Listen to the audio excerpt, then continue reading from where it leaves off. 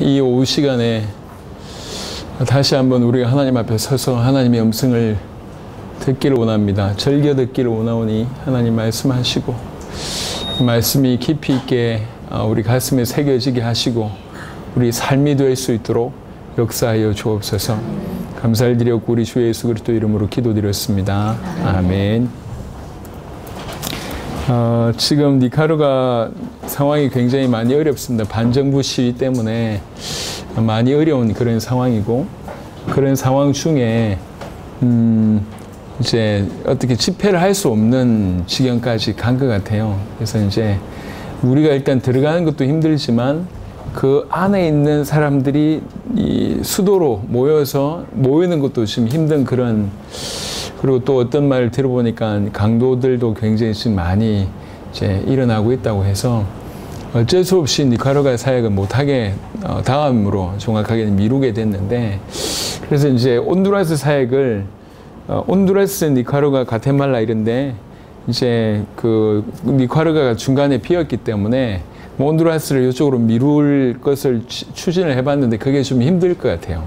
보니까 온두라스는 나름대로 굉장히 오랫동안 준비를 해와서 이제 어디 지역을 갈 건지가 논의가 되어져 있고 그게 구체화가 되어 있는 상황이라서 이걸 미룰 수가 없는 것 같습니다. 그래서 어쨌든 이제 다음 주일날 예배 끝나자마자 바로 가는 쪽으로 해서 그쪽에 이제 그쪽은 우리보다 좀 느리니까 월요일쯤에 도착을 하면 사역에는 별로 지장이 없을 것 같고 우리보다 꼭 필요하면 이제 광인은 먼저 넘어가면 되니까 그때 이제 우리 건이도 같이 넘어가도 괜찮을 것 같다는 생각을 합니다.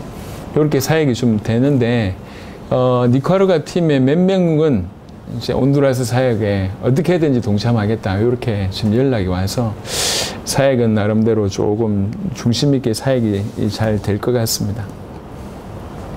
전 세계 복음화를 우리 세대에 완성해야 되겠다는 마음이 들고 달려가면 달려갈수록 더 간절하게 진짜로 원하는 게 뭔지를 더욱더욱 질문하게 되는데 정말 끝내야 되겠다는 마음을 먹으면 먹을수록 이거는 팩트다, 사실이다 하는 거예요.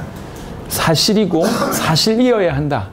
또 나 혼자 사실이 아니라 우리 모든 성도들에게 이것이 아주 구체적인 사실이어야 한다는 거죠. 그러니까 그냥 두리뭉실하게 우리 교회 틀 안에 있으니까 우리는 다 뭐 한다 이런 개념이 아니라 일일이 다 하나님과 정말 사실적인 어떤 그런 만남, 그리고 사실적인 연결, 사실적인 동행, 사실적인 그분과의 어떤 주고받은 교제 이런 것들이 정말 사실적으로 일어나지 않으면 이건 불가능합니다. 그런 의미에서 최근에 몇 주간의 메시지는 전부 사실은 그 각도였어요. 그 각도. 그래서 그런 각도로 다시 성경을 보니까 이게 의미가 달라지더라고요. 그래서 이제 생명에 대한 메시지를 저는 예를 들면 지금부터 다음 주 메시지를 정하지 않습니다. 계속 하나님께서 하시는 걸 보게 하시죠. 왜 그러냐면 일주일 내도록 이렇게 우리 국내를 돌아보게 되고 일주일 동안에 여러 가지 해외의 어떤 소식들이 계속 들려오잖아요. 그것들 다 바탕으로 해서 하나님 앞에 기도하는 중에 하나님께서 마음에 이렇게 뭔가를 확신을 주시면 이제 이거구나라고 좀 주시면 그거 붙들고 이제 이렇게 성경적인 부분들을 좀 베이스를 좀 찾게 되는데요. 이번에는 사실은 두 가지가 계속 들어왔어요. 하나는 열매였고 하나는 생명이라고 하는 단어들이 계속 들어오면서 이게 열매 맺는 생명이라고, 생명의 특징이 또 열매니까 이런 부분들이 확증이 되어졌고, 그 다음에 어떤 성경의 바탕하에서 오늘 오전에는 깊이 있게 설명을 많이 못한 것 같습니다. 심지어 본문을 읽어놓고 본문에 대한 설명도 거의 못했으니까요. 오늘은 이제 포항에 또 새로 오신 분들이 몇 분 계셔서 그분들한테도 필요하겠다 싶어서 약간은 눈높이를 약간 낮춰서 메시지를 좀 하게 되다 보니까 본문을 깊이 있게 보지 못했던 것 같은데 오후에는 그럴 시간이 좀 주어져서 감사한 것 같습니다. 여하튼 정말 중요한 거는 사실 팩트가 돼야 돼요. 하나님을 만난다고 하는 것이 어떤 의미인 줄 알고 실제로 그렇게 연결이 돼야 된다는 거죠. 그래서 오전에 말씀드렸던 걸 다시 정리를 좀 해보면 제가 제일 놀랬던 게 갑자기 모르겠는 거예요. 생명 알겠는데 모르겠다는 생각이 드는 겁니다. 생명 누구나 아는 얘기인데 이게 도대체 성경적으로 무슨 용어고, 많은 신학자들이 해석을 했을 뿐이지, 신학자들의 해석조차도 사실은 이걸 다 포함을 못 하거든요. 예를 들면, 하나님이 생명이다고 얘기할 때, 이게 동의어냐? 물론 동의어입니다. 하지만 엄밀하게 얘기하자면, 하나님을 생명으로 표현할 수 있는, 그걸 표현할 수 있는 단어가 생명이라고 하는 것이 있다는 것 자체가 감사할 뿐이지, 하나님은 절대적으로 모든 부분의 승이죠. 모든 부분에 하나님이 더 우월하다는 얘기입니다. 하나님을 생명이라고 하는 우리가 이해할 수 있는 차원에서 설명을 할 수 있고 조금 이해할 수 있는 차원에서 이 단어를 차용한 것이지, 하나님 이꼬로 생명이다라고 하는 것은 사실 부분적인 얘기입니다. 그만큼 하나님이라고 하는 분은 설명을 우리가 할 수 없을 정도로 큰 분이라는 거죠. 여하튼 하나님 안에 있는 생명, 하나님이 가지고 계신 생명, 아니면 생명 자체이신 하나님, 그게 도대체 얼마나 클까? 내가 그걸 조금이라도 이해할 수 있는가? 이 생각을 이제 하게 됐습니다. 그런 중에 설명을 할 수 있는 게 다는 못하겠지만 그래도 우리가 이해할 수 있게끔, 설명을 할 수 있게끔 하나님께서 은혜 주신 것이, 모든 생명체로 하여금 생명을 다 나누어 주시는 근원, 그게 하나님의 생명이라고 얘기하고, 그 하나님의 생명은 모든 생명체의 생명을 나눠주는 것으로만 해석할 수 있는 게 아니죠. 하나님의 생명이 할 수 있는 많은 역할 중에 어떻게 보면 아주 적은 부분이 만물에게 생명을 주는 겁니다. 하지만 하나님이 가지고 계신 그 생명 자체이신 하나님은 이걸로 표현이 안 된다는 얘기지. 이건 하나님의 생명 중에 너무 작은 부분이에요. 또 다른 작은 부분을 또 한번 해석을 해볼 때, 스스로 계신다고 할 때 이 말을, 이게 스스로 살아계신다, 스스로 존재하신다, 스스로 만족하신다, 이 말을 생각해 보니까 이거는 죽음이 없으신, 스스로 존재하시는, 스스로 생명으로, 이게 도대체 얼만큼 클까? 예측을 못하겠습니다만은 스스로 있는 자를 통해서 하나님의 생명에 대해서 조금이라도 우리가 좀 알 수 있는 부분이 있겠구나. 여하튼 이런 것들을 미루어 봤을 때 하나님의 생명이라고 하는 거, 생명의 근원이며 생명의 원천이며 생명이신 그 하나님이라고 할 때 이게 너무나 크구나. 설명 못 하겠고 그냥 너무 크다. 너무 큰데 그 어마어마한 하나님의 생명에 우리가 이렇게 큰 연결이 된다는 게 이게 너무 큰 일이구나 라고 하는 것이 다가오는 거예요. 왜 그러냐? 이게 너무 크니까. 우리는 그동안 사실 이 얘기를 안 했어요. 하나님 자체에 대해서 주목하기보다는 이렇게 연결되면 어떤 축복받지에 초점이 많이 맞춰져 있어요. 예를 들면 하나님 만나면 구원을 받고, 하나님을 만나면 과거, 현재, 미래의 죄가 해결되고, 하나님 만나면 사단에게서 빠져나오고, 하나님 만나면 내가 하나님의 자녀가 되고, 하나님 만나면 내가 기도응답을 받을 수 있고, 하나님을 만나면 뭐 천국 시민권을 얻을 수 있고, 하나님을 만나면 이럴 수 있고 저럴 수 있고 온갖 얘기를 다 하지만 정작 그분이 누구냐? 그분이 가지고 있는 생명이라는 게 뭔지에 대해서는 우리가 주목하지 않았고, 그분을 통해서 연결된 요것만 우리가 너무나 초점을 많이 맞추다 보니까 이 응답은 받았을지 모르겠지만 받아놓고도 모르겠는 거예요. 왜 그러냐면 하나님을 모르니까. 그 하나님의 생명을 받아서 이렇게 됐는데 그냥 이렇게 됐다는 거에 대해서 안주하거나, 그래 내가 하나님의 자녀지라고 하는 거기까지 문턱을 겨우 넘어와서 딱 거기에 스탑되어 있는 상태. 하나님을 알면 그럴 수가 없는데 너무 모르니까 이거에 대해서는 사실은 관심도 없었고 얘기하지도 않았고 모른다고 치부해버리고 이렇게 하나님 만나면 이게 좋아 요것만 얘기를 하다 보니까 이건 뭔가 얻은 것 같긴 한데 얻었는데 뭐 어쩌라고 이런 상황이에요. 자, 아니구나. 우리가 지금 포인트를 잘못 뒀구나. 플러스 알파라고 할 수 있는 이게 지금 중요한 게 아니에요. 항상 우리의 시선이 우리 위주였기 때문에 하나님을 만나는 부분에 있어서 만나서 뭘 얻을까 요 얘기예요. 내가 오늘 남정원사님 만나서 내가 뭘 얻을까?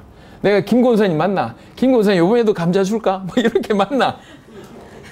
그럼 김권사님 만나가지고 김권사님을 알아야 되는데 김권사님이 뭐 해주는? 내 생선을 좋아하는데 우리 장로님 왜 안 보내주실까? 뭐 이런 식으로 장로님을 통해서 뭔가 얻을 수 있는 이런 것만 한다면 이게 얼마나 나쁜 사람이에요. 그렇지 않아요? 근데 우리는 지금까지 그렇게 하나님을 만나왔다. 하나님 만나서 내가 얻을 수 있는 이거.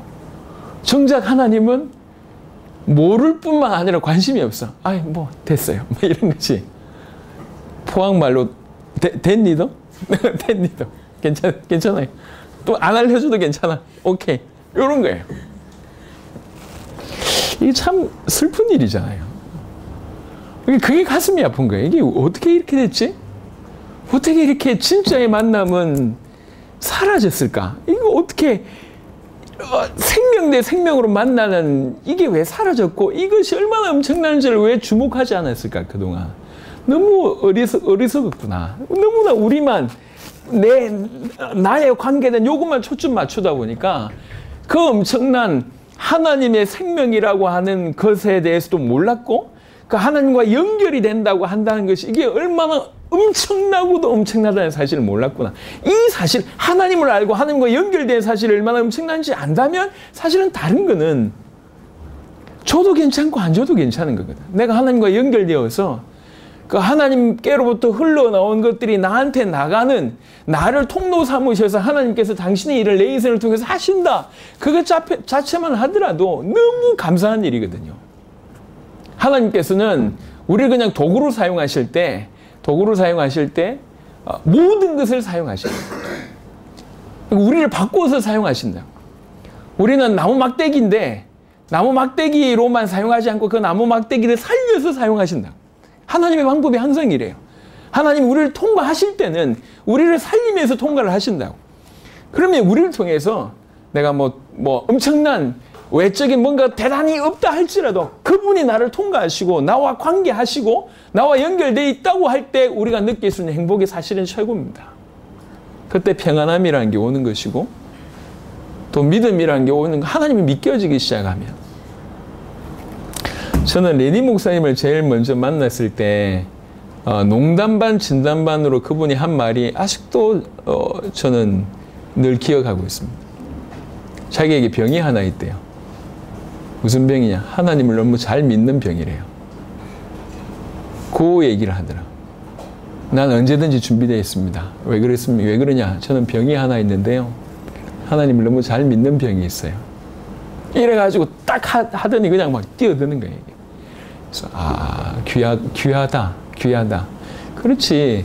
하나님을 정말 사실적으로 만난 건데 이것들이 있어야 사실은 되는 건데 이것에 주목하지 않고 만나면 이렇게 돼 저렇게 돼만 너무 외적으로 우리가 초점 맞춰져 있다 보니까 계속 이쪽으로만 흘러가다 보니까 시간이 오래 지나도 하나님과의 관계는 항상 일정한 관계 속에서 떨어져 있는 겁니다.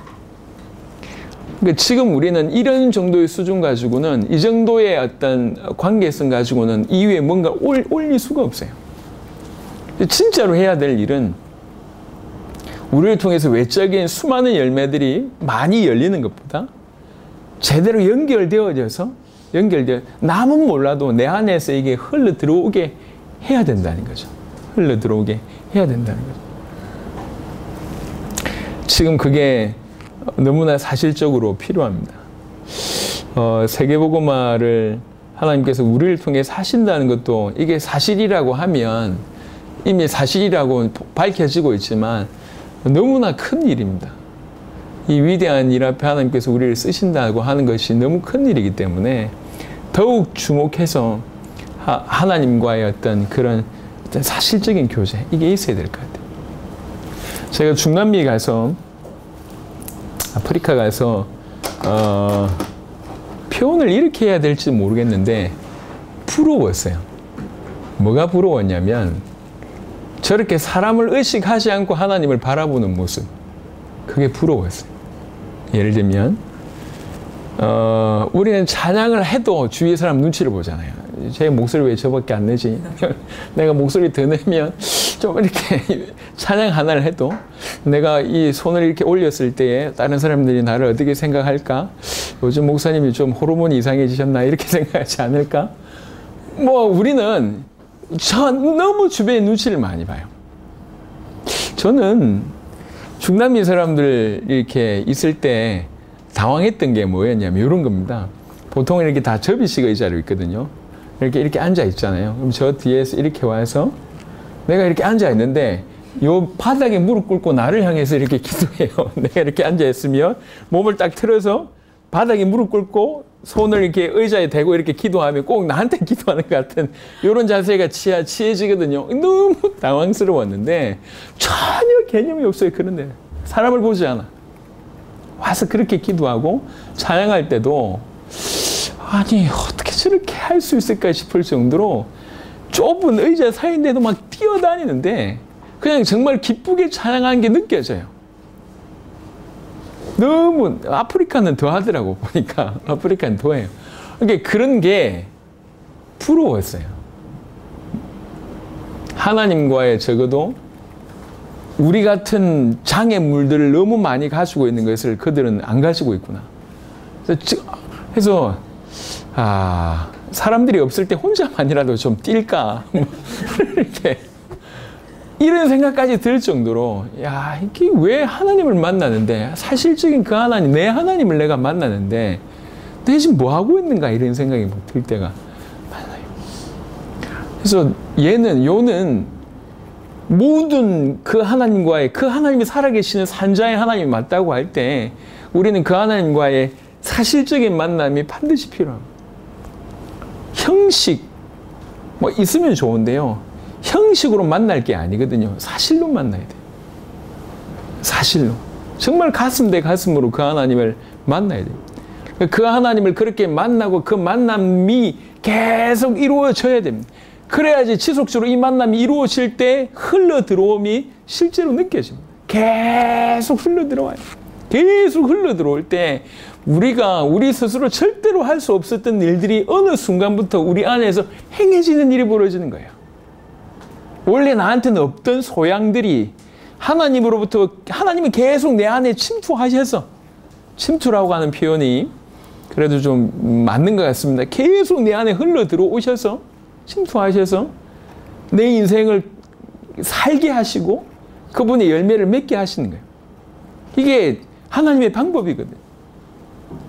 이런 사실적인 그분과의 만남, 그분을 찬양하고 찬양을 하면서도 그분을 의식하고 그분의 음성을 들으려고 하고 민감하게 그분의 소리를 들으려고 하고 말씀을 들으면서도 그 다음에 사람하고 대화하면서도 하나님이 나한테 사인 주신 음성이구나 막 민감하게 들으려고 하고 들으면 또 순종하려고 하고 또 그러면서 더 하나님께 나아가려고 하고 이런 것들이 만난다고 하는 것이 영적인 만남이 이게 어떤 뭐 눈에 보이거나 뭐 느껴지거나 이런 차원이 아니잖아요.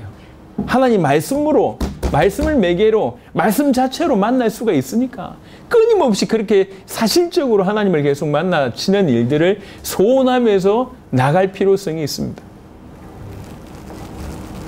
그래서 사실적으로 하나님을 그렇게 진실하게 만나게 되어지면 우리 안에서 수많은 열매들이 나와지게 되고 그 열매들을 통해서 사람들에게 이 예수의 모습이 하나님의 모습이 나타나지기를 원한다. 그게 사실은 오늘 읽었던 고린도후서 4장의 본문의 내용입니다. 고린도후서 4장을 잠시 보겠습니다.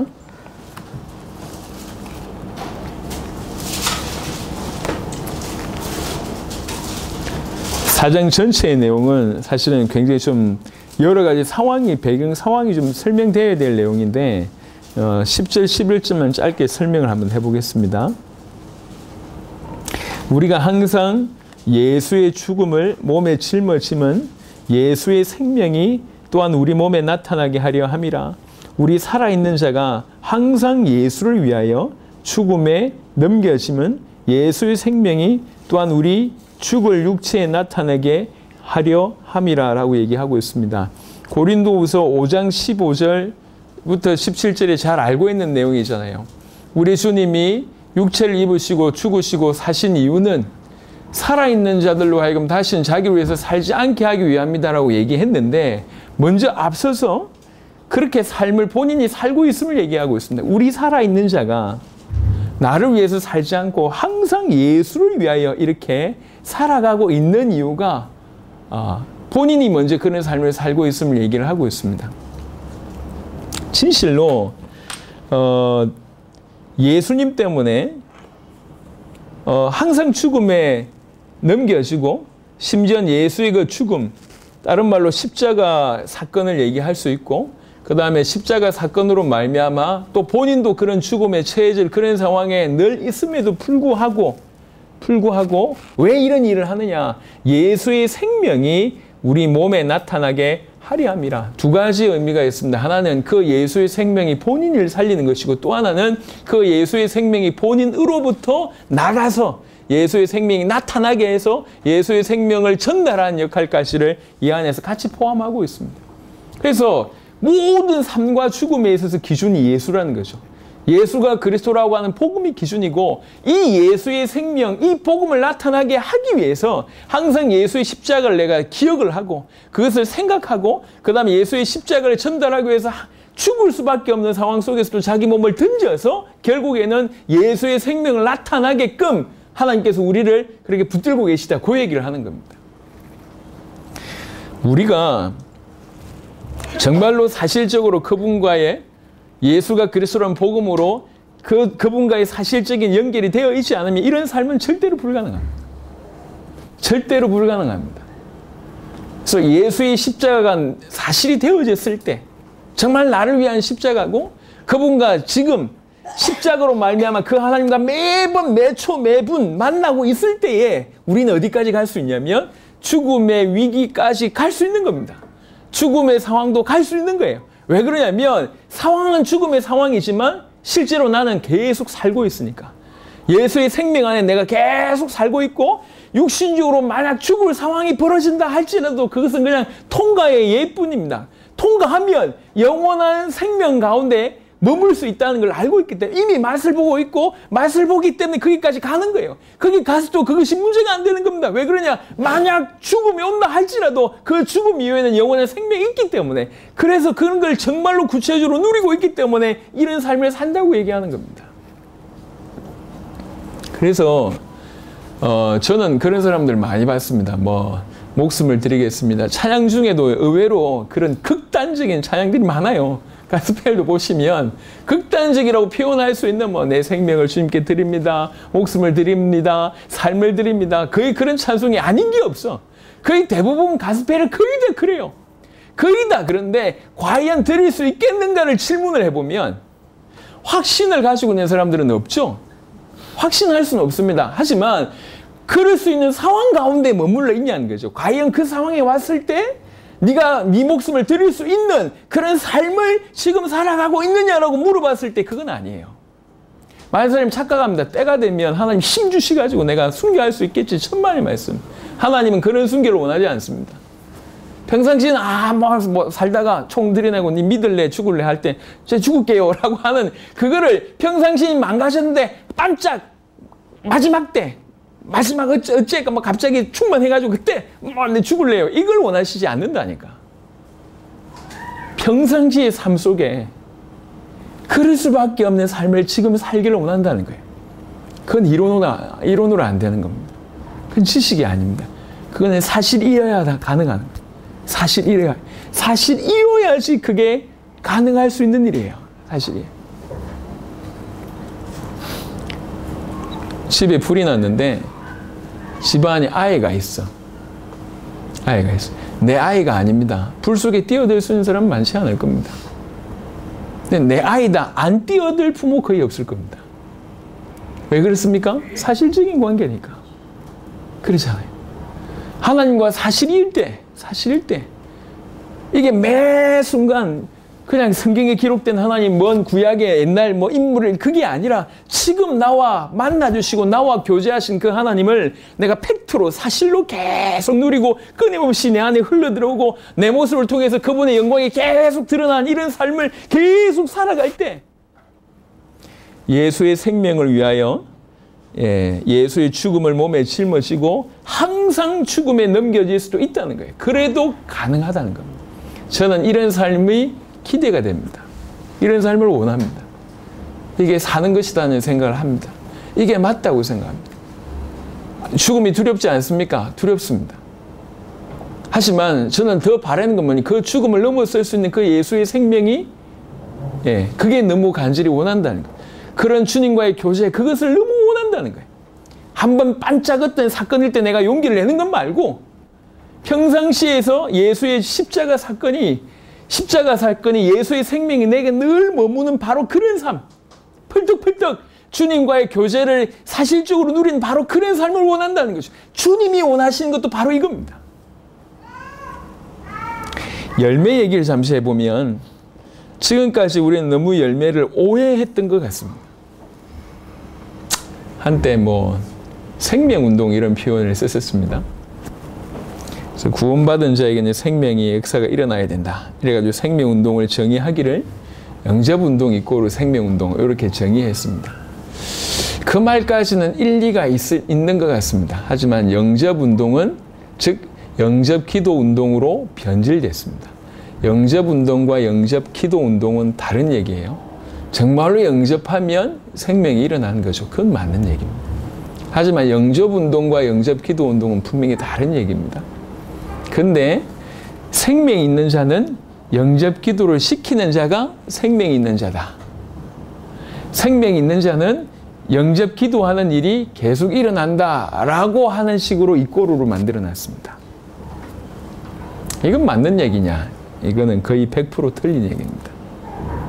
그럼 두 가지 의미에서 틀린 얘기인데 원리적으로도 틀린 얘기예요. 영접기도가 영접이 아니기 때문에 생명 있는 자는 반드시 영접기도가 일어나야 된다고 하는 얘기 자체가 일단 틀린 얘기고, 두 번째는요. 열매를 오해하게 만들었어요. 생명 있는 자는 열매가 이렇게 나타나야 돼 라고 오해를 시켰습니다. 생명 있는 자의 열매는 영접기도를 많이 시키는 것이 열매가 아닙니다. 성경에 자세하게 보면 열매는 그런 식의 표현이 아니었어요. 진정한 열매는 내 안에서 당신이 역사하셔서 나타나는 그 모든 것을 얘기합니다. 열매를 성경에 기록되어 있는 몇 가지만 한번 보도록 하겠습니다. 갈라디아 5장 잘 아시는 말씀인데요. 한번 보겠습니다.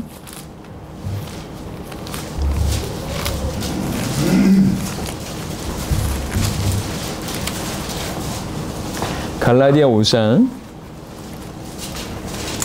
22절 23절입니다. 갈라디아 5장 22절 23절에 오직 성령의 열매는 사랑과 희락과 화평과 오래 참음과 자비와 양성과 충성과 온유와 절제니 이 같은 것을 금지할 법이 없느니라. 갈라디아 5장 22절 23절입니다. 전후로 문맥을 찾아볼 때에 이것 또한 그냥 외부적으로 나타나는 것하고는 다른 차원이라는 걸 우리가 알 수 있습니다.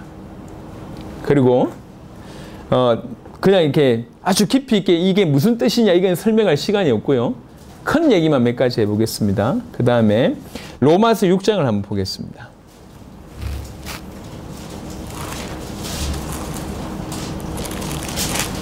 로마서 6장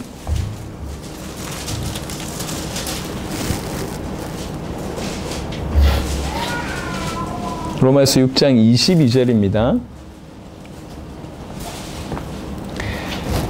그러나 이제는 너희가 죄로부터 해방되고 하나님께 종이 되어 거룩함에 이르는 열매를 맺었으니 그 마지막은 영생이라. 죄의 삭은 사망이요 하나님의 은사는 그리스도 예수 우리 주 안에 있는 영생이니라 라고 얘기를 하고 있습니다. 여기 열매를 표현할 때 거룩함에 이르는 열매 이렇게 표현을 했습니다. 그래서 열매가 이거다 저거다 라고 하는 정의는 많이 내릴 수 있지만 우리 좀 크게 보자고. 이 열매라고 얘기하는 것이 단순히 외적인 결과물이 아니구나. 뭔가 교회를 많이 데리고 오고, 뭐 이게 영접 기도를 많이 시키고, 아니면 예수 믿었기 때문에 큰 성공을 하고, 아니면 예수 믿었기 때문에 부자가 되고, 어떤 뭐 이렇게 큰 능력이 나타나고, 아니면 뭐 이런 차원이 아니라는 거예요. 물론 그런 것들이 따라올 수 있습니다. 하지만 성경은 이런 얘기보다는 정말 열매가 뭔지에 대한 성경의 직접적인 언급들은 이런 것이라는 거죠. 성령의 열매는 이렇다. 그리고 또 그 열매의 특징은 거룩함이 이르는 열매다. 고린도후서 9장을 한번 보겠습니다. 굉장히 이 표현이 많이 나옵니다. 고린도후서 9장 10절입니다. 고린도후서 9장 10절에 보면 심는 자에게 씨와 먹을 양식을 주시는 이가 너희 심을 것을 주사 풍성하게 하시고 너희 의의 열매를 더하게 하시리니 라고 하는 의의 열매라고 하는 표현이 성경에 여기 말고도 몇 군데가 있습니다. 빌립보 1장 11절에도 의의 열매, 야고보 3장 18절에도 의의 열매라고 하는 표현이 있습니다. 이 열매의 특징이 의라는 거예요. 의의 열매다. 거룩함이 이르는 열매다. 성령의 열매다. 이렇게 표현하고 있습니다. 똑같은 부분인데 다른 어떤 각도로 설명했을 뿐입니다. 야고보 3장을 한번 보겠습니다.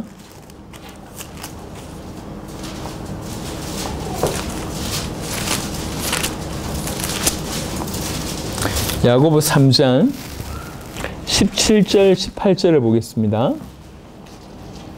17절 18절 야고보 3장 17절 18절 오직 위로부터 난 지혜는 첫째 순결하고 다음에 화평하고 관용하고 양순하며 긍휼과 선한 열매가 가득하고 편견과 거짓이 없나니 화평하게 하는 자들은 화평으로 심어 의의 열매를 거두느니라. 선한 열매라고 하는 표현과 의의 열매라고 하는 표현들이 같이 나옵니다. 자, 마지막으로 한 구절만 더 보겠습니다. 에베소 5장을 보겠습니다. 에베소 5장 아까 읽었던 22절 앞에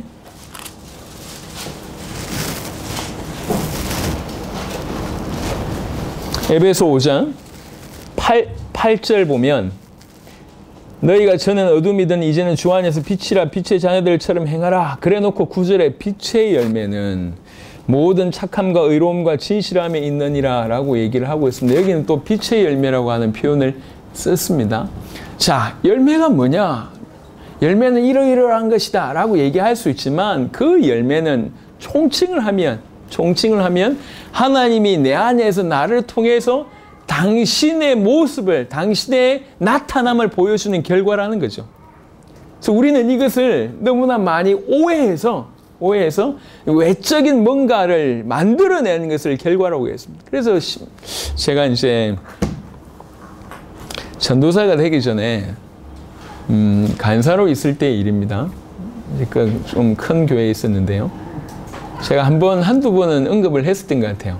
한 친구가 있었는데 대학생도 아니었어요. 근데 대학부에 왔었던 친구인데 이 친구는 서울역에 나가서 가면 몇 명씩 영접을 시키는 거예요. 몇 명씩. 그래서 참 잘한다 싶었어요. 말도 잘하고 그 다음에 이제 이렇게 당차고 뭐 이래가지고 가면 몇 명씩 영접을 시키는 거예요. 나중에는 지는 영접을 시키는데 선배들 별로 영접시키는 게 없잖아요. 그러니까 조금 얘가 교만해지더니 그러다 보니까 전도사님보다 자기가 잘하는 것 같아. 영접 기도를 잘 시키는 것 같아요. 그러니까 조금 더 교만해지기 시작하더니 이제 말씀 받는 태도도 영 그렇고 이래요, 애가. 그러면서 이제 이 전도 현장 나가면 자기가 이렇게 다니면서 영접 많이 시키고 영접 기도 시킬 때마다 사람들이 쳐다보고 이러니까 난리도 난 거예요. 어깨 힘 빡 주고.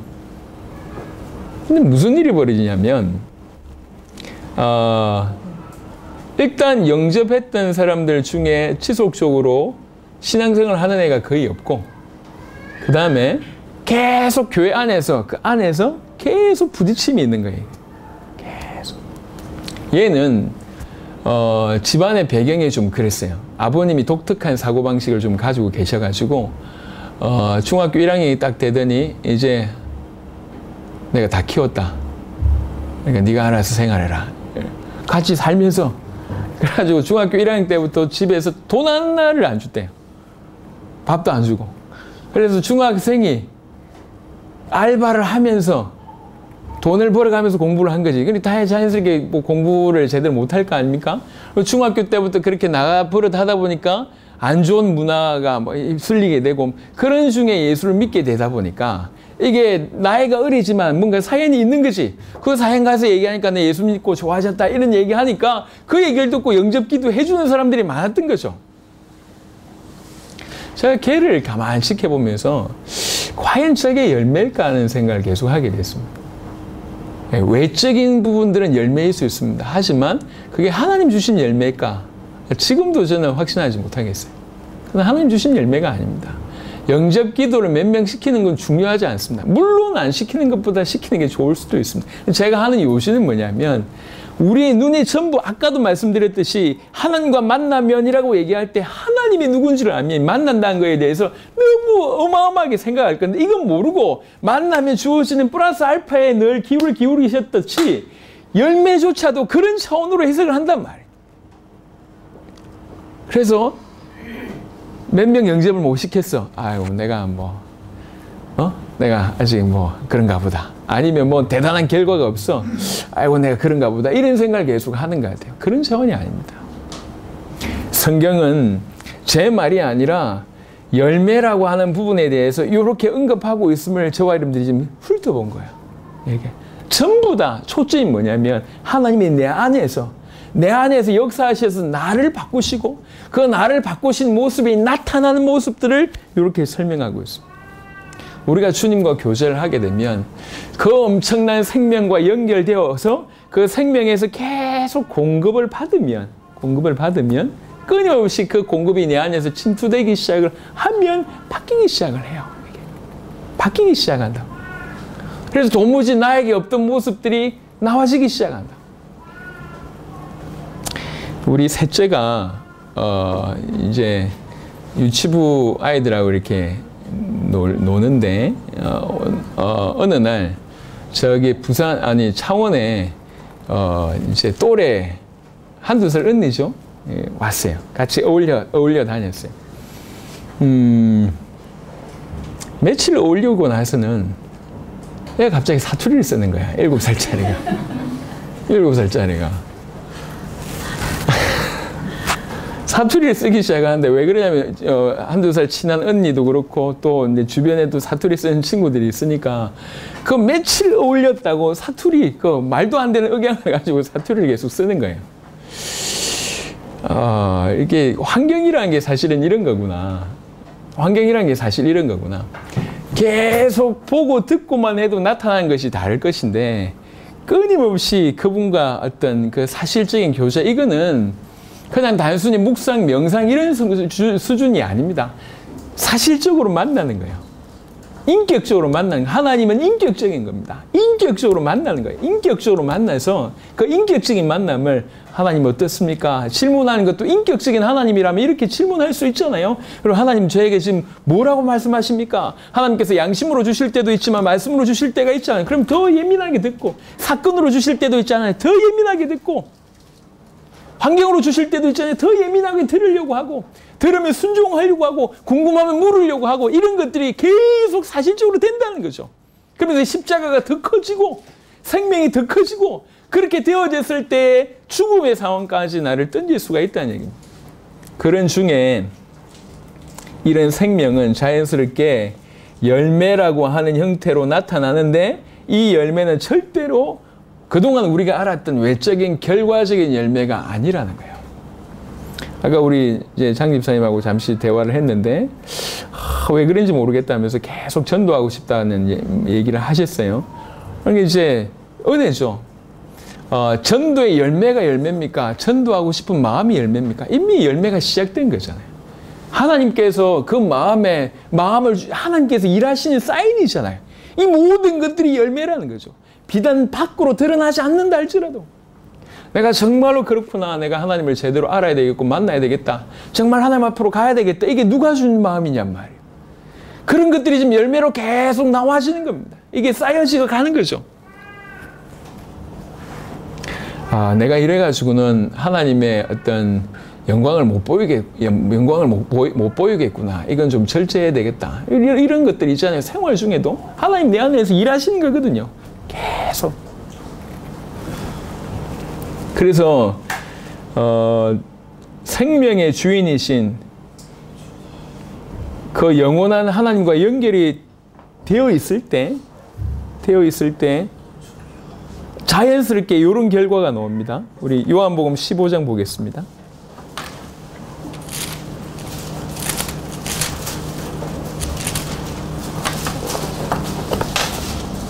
시간이 거의 다 가는 것 같네요. 5시간인데 좀 빠르게 지나가는 것 같네요. 요한복음 15장 16절입니다.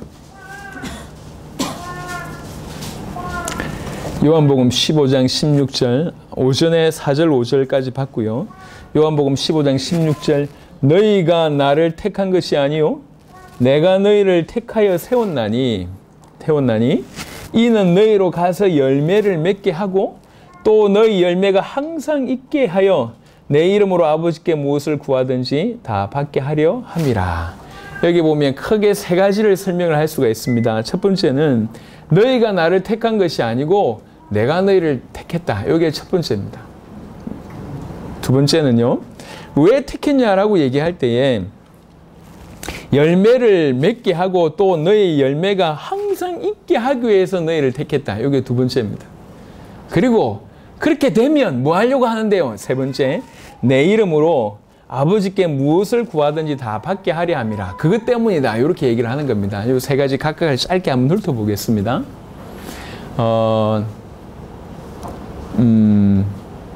하나님이 우리를 선택했다는 것은 우연히 있을 수가 없습니다. 신학적으로 볼 때는 작정이라는 원리가 있습니다. 하나님이 천지 만물을 창조하신 하나님이 만물을 그냥 만물 원리를 주고 가만히 돌아가게 하시고 구경하시는 하나님이냐? 우리의 하나님은 그렇지가 않습니다. 우리 하나님은 초월하시면서 만물 속에 내재하시면서 만물을 섭리 붙들고 계시는 그런 분이십니다. 동시에 모든 만물에 대해서 완벽한 계획을 가지고 계신 분이십니다. 이걸 작정이라고 합니다. 이렇게 될 때 이제 문제가 뭐냐면 여러 가지 문제가 되게 되는데 그 중에 하나가 뭐냐면 작정 안에 있는 것이 예정이라는 겁니다. 하나님이 누구를 선택하고 누구는 선택 안 하시고 그것도 예정되어 있는 것입니까? 예정되어 있습니다. 그 예정이 포함되어 있습니다. 그러면 이제 많은 어려운 얘기 빼고 하나를 질문할 수 있는 거는 그러면 누굴 선택하실지에 대해서 하나님이 그 사람을 미리 알고 선택하신 겁니까? 아니면 무조건 선택하신 겁니까? 이런 두 가지가 있습니다. 요 전자를 예지 예정이라고 얘기합니다. 무슨 말이냐면 저 사람이 안 믿을 줄 알았기 때문에 하나님께서 선택 안 하셨다. 이게 예지 예정이에요. 근데 그냥 무조건 선택하셨다. 이게 이제 무조건적인 선택입니다. 예지 예정은 겉으로 볼 때는 굉장히 합리적인 것 같아요. 안 믿을 줄 알고 안 선택했으니까. 합리적인 것 같아요. 하지만 예지 예정이 되면 어떤 일이 벌어지냐면 그 주도권이 결국은 인간에게 있다는 얘기거든. 지가 안 믿어서 선택 안 했다 이렇게 되기 때문에 주도권이 인간에게 있는 겁니다. 아닙니다. 모든 주도권이 하나님 안에 있습니다. 하나님의 큰 계획 가운데 선택하셨습니다. 그래서 우리를 부르신 것은 절대 우연히 있을 수 없습니다. 우리를 부르신 것은 엄청난 계획 가운데 창세 전부터 우리의 선택이 계획되어 있었고 시간이 이르러서 하나님이 어떤 사건을 통해서 우리를 불러주셨을 뿐이지 이 사건 때 우리가 어떻게 잘해서 지금 교회 속에 온 게 절대 아닙니다. 하나님이 우리를 향한 계획은 영원 전부터 있었습니다. 그게 우리를 향한 계획입니다. 이 부르심을 성경은 이렇게 얘기합니다. 너희가 나를 택한 게 아니다. 내가 너희를 택했다. 예수님 지금 이렇게 얘기하십니다. 내가 너희를 택한 것이다. 너희가 나를 택한 것이 아니다. 내가 너희를 택했기 때문에 너희에게 은혜를 줬고 그 다음에 믿을 수 있도록 계시를 해줬고 믿음을 줬기 때문에 너희가 지금 이 자리에 있는 것이다 라고 얘기하는 거예요. 내가 너희를 택했다. 택했는데 오늘 갑자기 택한 것이 아니라 영원한 계획 가운데 있다는 거예요. 이게. 그래서 우리의 부르심은 이렇습니다. 제발 세상적인 기준으로 자꾸 착각하지 마세요. 하나님이 나를 불렀는데 왜 이 모양 이 꼴 하시냐 뭐 이런 분도 있고 왜 불신자보다 못하냐 이런 계속 육신적인 눈을 가지고 있어서 그래요. 하나님이 우리를 부르심은 내가 일평생 거지로 살아도 그거 하나만 해도 감사한 사건입니다. 하나님이 영원 전부터 나를 택했다. 이게 첫 번째고요. 두 번째, 왜 택했는고 하니 너희로 하여금 열매를 맺게 하고 항상 있게 하기 위함이다. 이게 우리를 택하신 이유입니다. 요 구절만 보면 그럼 어떻게 열매를 맺습니까? 라고 모를 수 있는데 요한복음 15장과 연결해서 본다고 할 때에 열매 맺는 방법은 하나입니다. 항상 연결되어 있을 때. 붙어 있으면 열매를 많이 맺는다고 했습니다. 항상 있게 하여 라고 하는 것이 ing라고 하면 항상 붙어 이걸 바로 원하신다는 얘기예요. 마가복음 3장과 연결하면 내가 너희를 택한 이유, 부른 이유는 너희와 함께 있기 위함이다 라고 얘기합니다. 우리를 부르신 이유, 우리를 선택하신 이유, 우리와 항상 함께 있기 위해서, 다른 말로 붙어 있기 위해서, 붙어 있으면 항상 열매를 맺을 수밖에 없습니다. 그것 때문에 우리를 불렀다. 그게 두 번째입니다. 그래서 세 번째, 그렇게 된 상태에서 세 번째는 뭐냐면 이건 단순히 네가 기도하면 하나님께서 응답하실 것이다 라고 하는 기도 응답 차원이 아닙니다. 기도와 응답이 포함되어 있지만 이건 뭘 뜻하냐면 보세요. 15장 16절을 보세요. 밑에 보면 내 이름으로 아버지께 무엇을 구하든지 다 받게 하려 함이라. 요게 중요합니다. 이 말은 무슨 말이냐면 기도한 것마다 착착착착 응답된다라고 하는 차원의 얘기가 아니에요. 이건 무슨 차원이냐면 주께서 모든 것을 응답하실 수밖에 없을 정도로 통했다는 얘기예요. 하나가 됐다는 얘기입니다.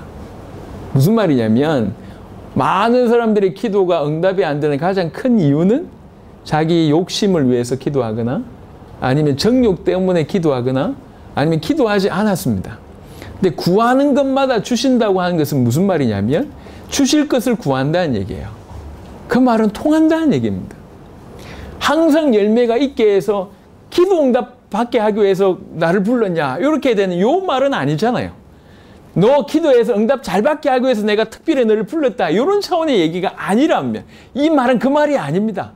단순히 기도 응답을 늘 뭐든지 기도하면 내가 다 받게 해줄게. 그런 요술방망이 같은 우리 주님을 허락하기 위해서 우리를 부르신 게 아니에요. 그런 삶을 살아가게 하기 위해서 하나님 뭐 차 필요합니다. 차 나타나고 돈 필요합니다. 돈 나타나고 이런 삶을 살게 하기 위해서 예수님 부르셨냐. 그런 차원이 아니라고.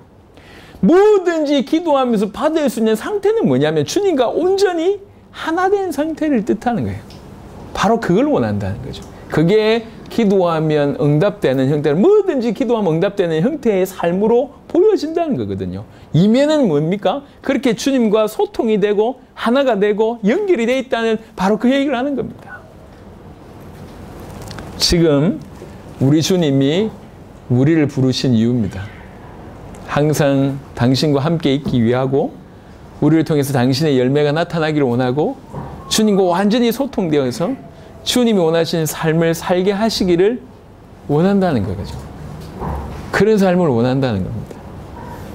주께서 원하시고 계신 이유고, 계시고, 주께서 우리를 부르신 이유입니다. 그게 맞는 것 같아요. 그게 맞는 것 같습니다. 많은 사람들이, 전부 자기 생각 따라 가거든요. 최근에 느끼는 거는 정말 오늘날 수많은 사람들, 특별히 교회 안에 있는 수많은 사람들은 전부 다 현실과 말씀을 타협시키려고 합니다. 순수하게 믿으려고 하지 않아요. 순수하게 믿으려고 하지 않고 순수하게 살려고 하지 않습니다. 말씀을 보면서도 불구하고 전부 자기식으로 해석을 하니까요. 마태복음 28장, 마가복음 16장, 누가복음 24장, 요한복음 21장 전부 지상 대명령이죠. 전 세계 살리라고 하는 명령이잖아요. 전 세계 살리라고 하는 명령인데도 불구하고 그럼 실제로 가서 살려야지. 근데 이걸 전부 현실과 접목해서 전부 접목해가지고 세계복음하고는 전혀 상관없는 삶을 살면서 심지어는 자기가 성공하고 자기 자녀들이 잘 되는 것이 세계복음마다라고 하는 시까지 가게 됐습니다. 똑같은 세계복음을 얘기하고 있는데 전부 타협입니다. 주님과 하나 되는 게 아니에요. 주님과 더 점점 멀어지고 있는 것 같아요. 요한복음 15장 16절을 제가 더 깊이 있게 설명을 못해서 좀 안타까울 뿐입니다. 하지만 조금만 주의를 기울여서 한번 보세요. 왜 우리를 불렀을까? 왜 창세전부터 내가 너희를 택했다. 너희가 나를 택한 것이 아니라 내가 너희를 택했다. 왜 그러냐? 너희로 하여금 열매를 맺게 하고 항상 있게 하기 위해서 너희를 택했다. 붙어 있으면 이런 열매가 나오니까. 그리고 나서 그래서 너희가 내 이름으로 아버지께 무엇을 구하든지 다 받을 수 있도록 하기 위해서 내가 택했다. 기도 응답 잘 받게 하기 위해서 택한 것도 있지만 뭐든지 기도해서 응답을 받을 수 있는 바로 그 상태가 되기를 위해서 너희를 선택하신 거다. 바로 그러한 상태. 그래. 하나님께서 우리에게 원하시는 것이 바로 이겁니다.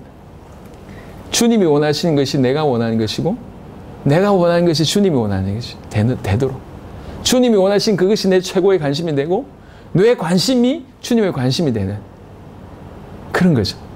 이 땅을 살아가면서 주님과 상관없이 복음과 상관없이 내가 원하는 것만 있는데 이거 가지고 기도하니까 그때마다 탁탁 응답 들어주고 이걸 원하시겠냔 말이에요. 예, 이런 요술방망이 같은 하나님 역할을 원하시겠냐면 이런 차원은 아닙니다. 이게 아니라니까. 그럼 기도 응답 자판기를 하나 갖다 주시지. 그게 아니잖아요. 이런 차원이 아닙니다. 무엇든지 구해도 응답받을 수밖에 없는 상태를 원하는 거예요.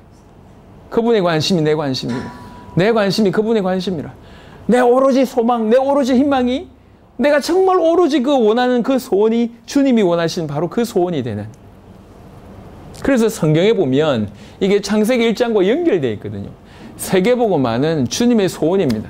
창세기 1장 26절 28절에 보면 우리로 하여금 생육하고 번성하고 정복하고 다스리라고 하는 것은 우리의 존재 이유이면서 우리의 행복입니다.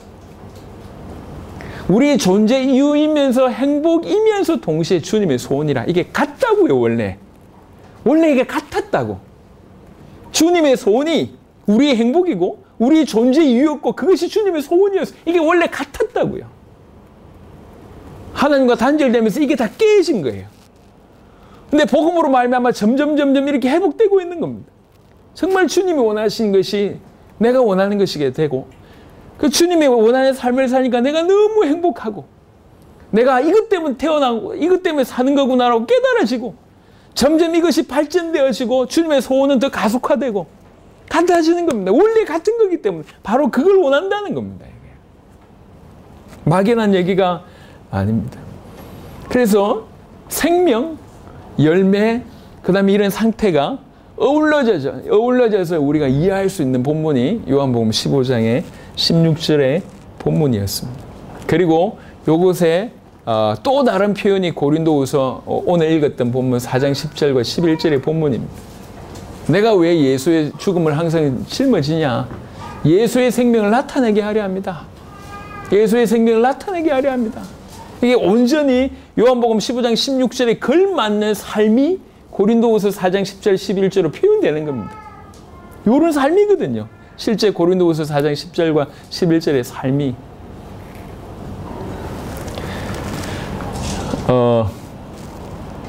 요즘에는 진짜가 참 의심이 돼요. 무슨 말이냐면 참기름도 가짜가 너무 많대. 그래서 원래 참기름이 진짜 기름이라는 얘기인데 참기름이 가짜 기름이 많아. 그래서 참기름 아니 뭐 이렇게 나와야 될 판이에요.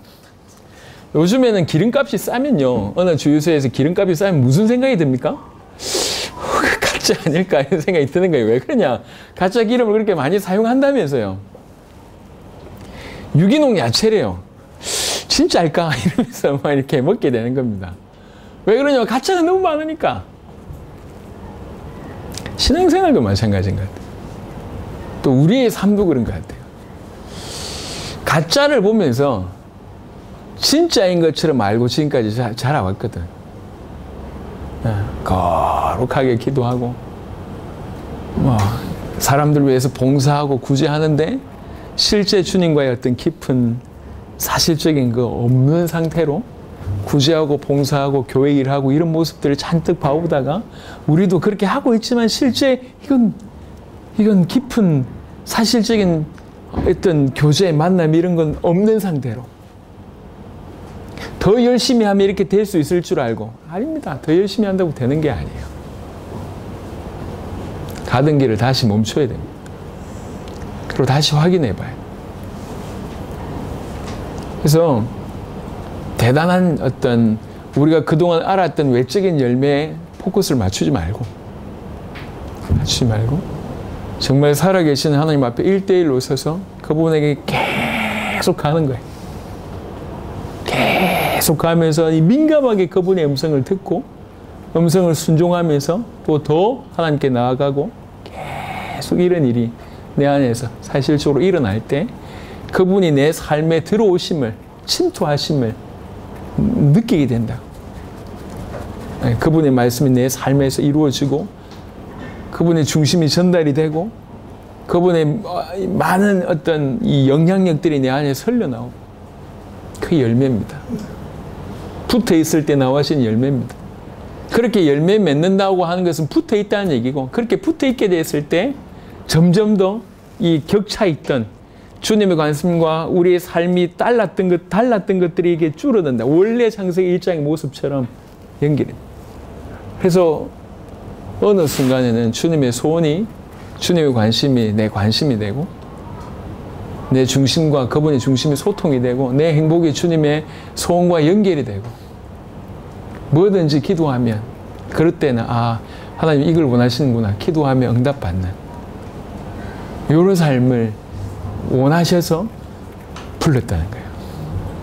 불렀다. 그런 삶을 알고 지금 고린도후서 4장의 바울은 그런 삶을 살고 있는 본인들이 얘기를 하는 겁니다. 내가 이렇게 살고 있다. 내가 이것 때문에 너희의 종이 되었다. 내가 종이 되었다. 고린도후서 4장 초반에 보면 그 얘기가 나옵니다. 내가 이것 때문에 너희의 종이 되었다. 그리고 항상 예수의 죽음을 내가 짊어지고 항상 죽음에 내가 넘겨진다. 예수의 생명을 나타내게 하기 위해서 내가 그렇게 한다. 오늘 말씀을 좀 정리하겠습니다. 열매 맺는 생명이라고 하는 제목으로 오전과 오후의 말씀을 쭉 전달하면서 생명이라고 하는 것은 어떤 것인지 조금이라도 이해할 수 있는 정도에서 그 하나님의 어마어마한 생명에 우리가 접붙임 당한, 그러므로 말미암아 우리에게도 생명이 주어진 것을 얘기했고요. 그 생명은 반드시 그와 연결되어 있는 것을 전제로 하기 때문에 반드시 열매를 맺을 수밖에 없습니다. 이 열매는 비단 밖으로 나타나는 어떤 결과적인 아니면 어떤 수식적인 어떤 그런 차원이 아니란 거죠. 내 삶에 그분의 모든 것들이 흘러가기 시작하는 그런 차원에서 열매고, 이렇게 끊임없이 연결되어 있고 소통되게 되었을 때 어느 순간에는 벌어져 있던 격차가 점점 줄어들어서 주님의 소원과 내 소원이 맞아 들어가는 이런 일들, 바로 그 상태, 요걸 원하신다.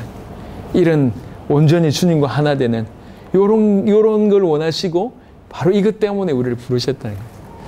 말을 바꾸면 계획을 가지시고 의지를 가지고 계신 그 하나님이 바로 그 상태를 두고 우리를 끌고 가신다고 볼 수가 있겠습니다. 지금 완전하진 않지만 우리의 부르심은 반드시 이것 때문이다 라는 거죠. 그래서 계속 끌고 가게 하시면서 각각의 시간 차이는 있고 받아들이는 정도 차이는 있을지 모르겠지만 종국으로는 이렇게 끌고 가셔서 이런 모습을 통해서 세계복음을 이루어 가실 거란 겁니다. 그래서 희망을 가지십시오. 포기할 필요는 전혀 없습니다. 부르셨다는 것은 이미 시작하셨다는 얘기이기 때문에. 그래서 내가 워낙 나하고 안 맞거나 아니면 익숙하지 않기 때문에 부대끼거나 아니면 조금 내 안에서 충돌되거나 이럴 수는 있을 수 있습니다. 당연히 있겠죠. 당연히 있겠지. 예. 내가 낳은 내 새끼도 막 힘들어 할 때도 있는데, 그죠? 하물며 내가 이렇게 있는 걸, 내 모습을 바꾼다는 게 얼마나 힘들겠냐. 그럴 수는 있습니다. 하지만 하나님의 계획 가운데 하나님이 이끄시는 일이라고 할 때 틀림없이 그 마침에 맞게끔 주께서 인도하실 거예요. 실망하지 마시고 다시 부르신 이유들을 확인하시길 바라고 매 순간 진짜가 되길 바랍니다. 정말 사실이 되길 바랍니다. 그것 말고는 제가 요즘에 우리 성도들 위해서 기도한 내용이 많지 않습니다.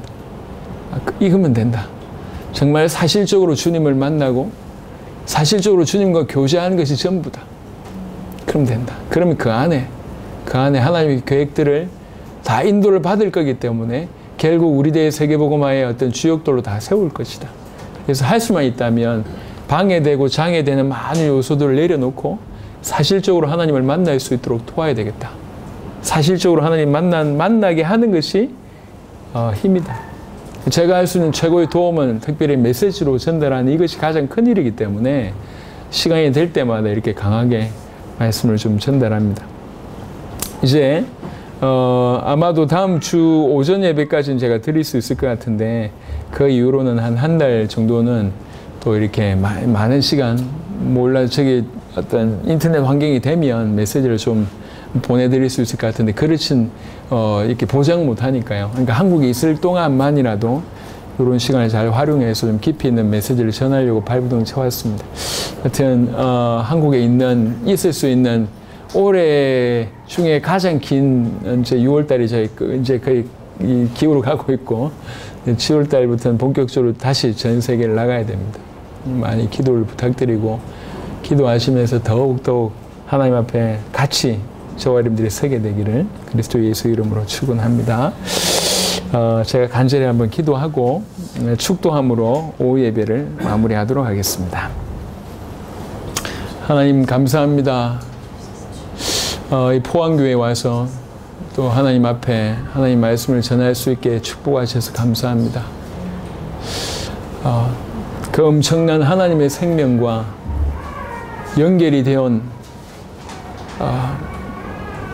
그래서 비로소 살 수 있는 참된 생명을 우리에게 허락하셔서 감사하고 그렇게 하나님과 연결되어 있고 붙어 있어서 열매 맺을 수 있는 축복을 허락하셔서 감사하고 열매를 계속 맺으면서 주님과 온전히 소통이 되고 하나 되기를 원하시는 하나님의 말씀, 하나님의 마음을 또 깨닫게 하셔서 감사하고 깊이 읽고 우리를 그쪽으로 인도하실 하나님을 신뢰하기 때문에 또한 감사를 드립니다.